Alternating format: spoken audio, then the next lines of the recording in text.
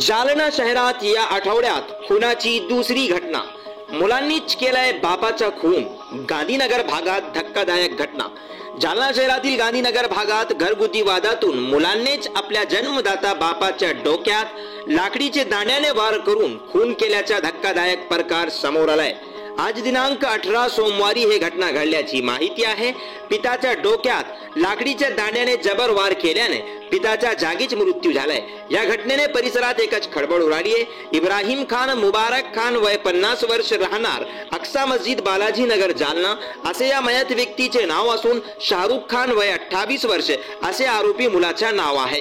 घटनेची माहिती मिळताच जालन्याचे उपविभागीय पोलीस अधिकारी सचिन सांगडे, सदर बाजार पोलीस ठाण्याचे पोलीस निरीक्षक प्रशांत महाजन, पोलीस निरीक्षक नरोडे यांच्यासह सदर बाजार पोलिसांनी घटनास्थळी धाव घेऊन मृतदेह शवविच्छेदनासाठी जिल्हा सामान्य रुग्णालयात दाखल केले।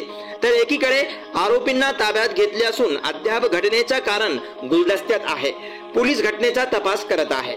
Bureau report, global news 24, Jalna.